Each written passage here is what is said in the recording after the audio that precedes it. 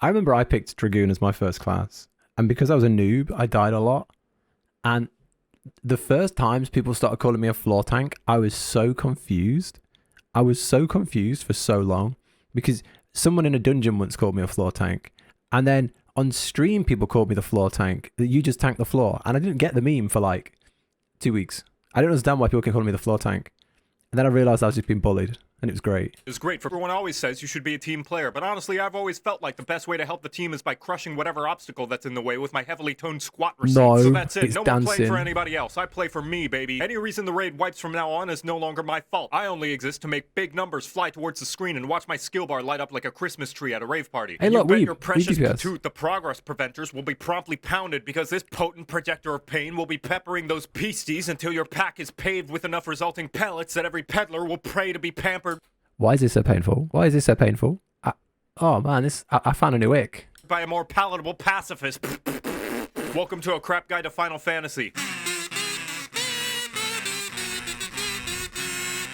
You're lost. Okay, you're lost. Okay, so what we're doing here is we're learning how to melee DPS. I know you're not much of an endgame gamer, but we're learning how to melee DPS. So by the end of this, you'll learn how to hit stuff up front, up close. Being a DPS is like being the king of capitalism, because the way you play, taking care of others, is for bitches. Pay no attention to anybody else's well-being unless it directly affects you, and so long as you're alive and safe, you can act like anything bad that happens around you is probably not your fault. All that brain power instead will be put towards what really matters, your complicated as shit damage rotation. That's right, step aside tanks 1, 2, 3, and healers 2 damage buttons. These are where the big guys and gals play. Or at least that's what they like to tell themselves, since one of the only party utilities they have to worry about is pressing the feint button once in a blue moon. Their hotbar will more often have... How many DPSs here actually press feint? Can we get a F in chat if you press feint? I never pressed feint on my samurai. I've never pressed it. You did in P4S? What's feint? F? Yeah. Okay. There's a few feinters. Sometimes accidentally. F for feint. Okay. What does feint do? I don't even know about my hotbars, I don't think. F for feint. Dozens of buttons all dedicated to big damage. The melee DPS is the most important person in the party, as you are the one on the front lines inspecting the bad guy's anus like it's where all the Hrothgar hats are hiding, while avoiding the enemies. Hold up. Yo, Jocat speaks 4,000 words a minute. Right, hold on. Want to see me get a vuln? Want to see me do it again? Featuring Don if DT was completely dubbed off. Yeah, pretty much. That's how I imagine a lot of DPSs are. I feel like melee DPS is like the berserker mentality. Imagine DPS be it nice. On the front lines, inspecting the bad guy's anus like it's where all the Hrothgar hats are hiding, while avoiding the enemy's sprays of hot, poisonous gamer stain. Not only are you going to be up in their grill, turning their cheeks into a ripe tomato while flip-flopping in and out of danger like you're a politician making pancakes, you're also going to make like an adult film star and learn positionals. Certain attacks... I've never used a positional in like 1,000 hours of Final Fantasy. Ever. Not like, sometimes I might be behind the boss by accident. I don't know what my positionals are. I never use them.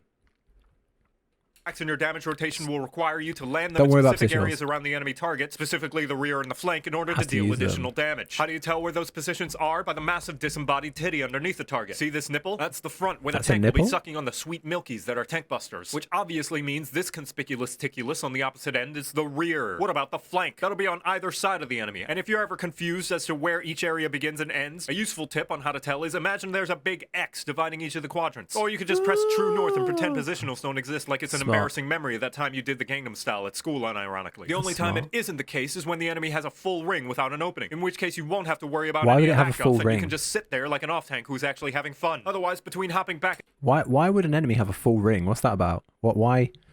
What's the difference between a circle and a having a... I don't want to say why is their rear open, but omnipositional? It's because they're thick. Oh. P2S has no positional. Some just do. It's just random. So you don't have to worry about positionals. So if it's got a full ring, you just hit it from wherever. You just spank it. It's pretty good. Back and forth in these two spots and running around catching up to the boss whenever the tank feels like doing cardio. Your little wall's legs are going to get so much working out that they'll be thick as the milk from the teats of a whale made of molasses. Which is to say, expect to move. Whale milk? A lot. But what if I'm not in the right place for a positional or the boss is far away? Just remember the old adage. Always be casting. Ready! Even if you're not able to land your positionals, ABC, or if baby. the boss is too far away to make a melee attack, be sure to always be pressing your buttons no matter what. Unless you're a monk who has no ranged attack and you have to sit there thinking about how your job will inevitably be reworked yet again in the next patch. However, there is another secret epic gamer option that allows you to maximize the DPS you output at the risk of yourself as well as potentially everybody else. But it's usually the healers. This technique is called greed. The funny thing about AoE markers in Final Fantasy XIV is that they only ever mark you for damage if you are standing in them the moment they go away. This means that if you're fast on your fingers, you can stand there DPSing the bad guy while soaking in their radioactive orange juice until the very last second where you've back. This is Valen. I hope you feel called out here, mate. This is you. This is what you do. This is what you do. My uptime! No! Again and again to officials. Okay. Okay. You love Orange Jade. Yeah. So if we're ever Savage raiding and we see Valen just insta-die and you just don't know why, normally on voice there's a small scream, my uptime, just before he dies. About just as the dropkick of doom skims your fuzzy anime hairs and you don't lose a second of uptime. As I said, however, this is a high risk. If your timing is off and you spend just a millisecond too long, you'll be covered in cheese puffs. You might even die, or in some cases you'll have to suffer a fate worse than having to read the entire 24-hour chat log of Limsa. Damage down. Shh, it's okay. Nobody's gonna take away your big damage numbers. Papa's here to make sure you don't greed too hard if you're not ready, okay? Okay. As the melee DPS, you also have first dibs on limit break against most bosses since yours deals the most damage, specifically when they're single. This is because when you hit the limit break button, you're not actually attacking them, just showing them pictures of a happy, healthy relationship. Whoa, look at that. You see that? Is it all the damage busters together? It's most bosses since yours deals the most damage, specifically when they're single. This is because when you hit the limit break button, you're not actually attacking them, just showing them pictures of a happy, healthy relationship, and nothing hurts more than emotional damage. Just ask Ariange. Yeah. But what are the individual jobs whom of which melee is said up-close slappers to thine adversaries? There are 5, and each one is a different flavor of anime and edge. Monk, for those of you who want to go fast, having one of the shortest global cooldowns in the game means you'll be dealing out punches like you're a pissed-off caterer at a middle school sock hop. Instead of the traditional combos, each attack puts you in a specific stance. Bird, cat, and monkey. Each one combos into another attack that benefits from each respective stance. Your rotation will be all about swapping stances around more than a kid trying sick moves to impress their crush at a middle school sock hop. You also have perfect balance, which allows you to go freestyle and pick whichever stance you're feeling more at the moment without having to do any of the normal stance setup. If you repeat the same stance 3 times during your freestyle, you get a purple token on your stylish moves punch card. And if you... This is just Dance Dance Revolution. It's just Dance Dance Revolution right here. You're just pressing the coloured funny buttons. Do 3 different stances during the freestyle, you get a white one. Do a freestyle with 3 unique moves one more time while you have both the purple and white tokens on your punch card, and you get to turn it in to make your crush dripping wet with damage because for some reason you get to kick them in the face. The only problem is you are the only melee without a ranged attack to keep your uptime. And although you do have a dash that lets you zip around like Goku on a triple shot Ristretto down blend macchiato, if ever you find yourself without a target to punch during combat, you can call timeout on your buffs so they stop moving while you have a little cry because your crush rejected you at the middle school sock hop. Dragoon is probably the most straightforward of the melee classes and the one most likely to have a tragic backstory. You've got a 5-button combo that swaps between hard slaps and sakura flowers and a handful of buffs that will turn anybody... Okay. I honestly feel like, I don't know why, Dragoon feels so much easier than the other melees. I don't know why, and I don't know, like, you look at all these buttons, but like, half of them are just jumps. And I don't know why, it just feels a lot easier. I'm probably wrong, because I've not got any other melees up. But Dragoon does feel quite easy to play. Anybody else in the party to your partner in dragon slaying. What kind of dragon slaying? That's up for you to decide, which you'll have plenty of time to do while you're suspended 20 moms in the air dropping in like a scantily clad human airstrike who's got a date with Nidhogg at 5 and a party at the quicksand at 6. Yes, the Matanga in the room. Dragoon has several damage-dealing jumps necessary to unlocking special attacks in their rotation that will lock you into an animation, which means you're stuck and unable to move out of your location while the boss is just about ready to piss all over the floor right before you land. So be wary when using your jumps, lest you fling yourself right into a danger puddle and perpetuate the tired singular joke the 14 community has for the class. On the bright side, though, you do get the objectively best job mentor in the form of ninjas. Remember when Estinian was a woman? They were good times. I remember I picked Dragoon as my first class, and because I was a noob, I died a lot. And the first times people started calling me a floor tank, I was so confused. I was so confused for so long because someone in a dungeon once called me a floor tank. And then on stream, people called me the floor tank, that you just tank the floor. And I didn't get the meme for like 2 weeks. I don't understand why people kept calling me the floor tank. And then I realized I was just being bullied. and it was great. Is great for people who enjoy American football, because for every 10 seconds of excitement, there's a minute of fuck all. Your rotation is all about fitting every goddamn cooldown you can into a small window of time where you make the enemy take more damage. And on top of that, you also have the ability to live out every weeb's dream and do a bunch of hand gestures to cast magic attacks, and also drop down into a low position and run with your arms flopping behind you in the breeze. Which Final Fantasy objectively proves makes you go faster. You got 3 hand symbols, and depending on what order you do, you will make a different kind of anime reference. For example, going Chi Tenjin Tenjin Chi Chijin unlocks a secret dark end. That's why I can never play Monk. Ninja. That's why I can never play Ninja. Did you hear this? Did you hear this? These are the name of the spells. You ready? You will make a different kind of anime reference. For example, going Chi Tenjin Tenjin Chi Chijin unlocks a secret dark ending of Cory in the house and causes the enemy to be susceptible to bonus damage. But maybe you're facing a mob of enemies who are immune to A-rank powered life forms, so you'll instead have to go Tenjin Jin Chijin Chijin Ten Chijin Tenchi for 3 seasons of Sonic Underground, which will kick sand into their eyes with how fast you'll be running circles around the slowpokes. More or less, you'll have to do some studying up on what combos do what. I've never been so confused in all my life. Only the final mudra in the sequence matters. Fuck, it's the skill floor police. Cheese it! I'm so confused. Samurai, the job most likely to have a dick measuring contest with a black mage. I'd be careful though, their dad works at Square Enix. This weeb is the most selfish of the melees, as it provides no utility for the rest of the party and instead acts like the average soccer player. And that's why Samurai is great.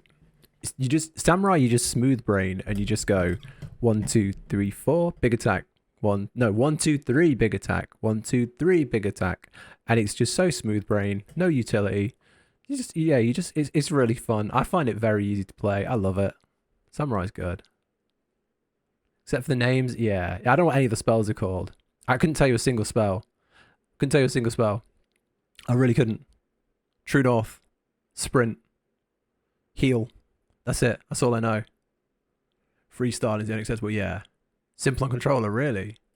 Focusing on being the star of the show who gets all the attention, especially when it drops to the floor clutching its knee when somebody sneezes on them. Kenki, your attacks contribute to a kink bar, which allows you to shame the enemy in a variety of ways, as your katana is also a substitute for a horny bat. So you remember how the monk has a punch card? Well, so do you, except yours is your sword and the punches are stickers. You have 3 basic combos, each one giving you a slight buff and slapping a sticker onto your katana. And depending on how many stickers you have, you will get one of 3 different rewards when you turn in your sticker sheet. With 1 sticker, you'll apply a dot that'll last longer than it takes to clean your room. Don't lie to me, I know a majority of my audience has depression. 2 stickers will charge up an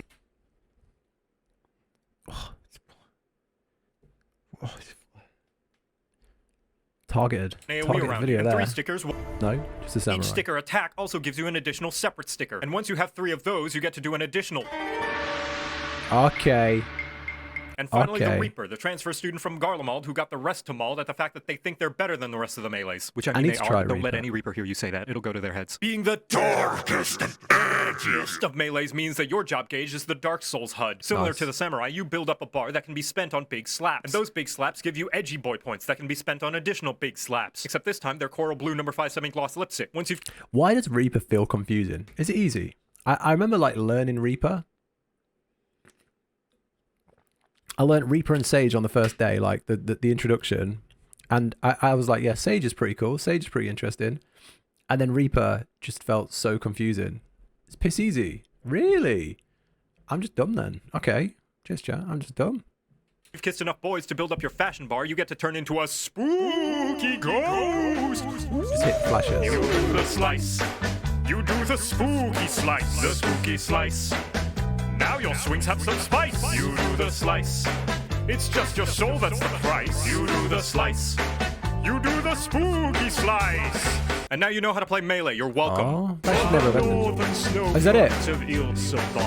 The land was cold and the people scarred. They sought the void with a daring act and empowered themselves with the deviant pact. You do the slice. You do the spooky slice. That was good. That was good. That was a good video. I mean, it goes without saying, really. It goes without saying. It's never... A Jocat video is never a bad video. I've never come away from a Jocat video and been disappointed. They just... I don't know how long they take him, but they just tick all the right boxes.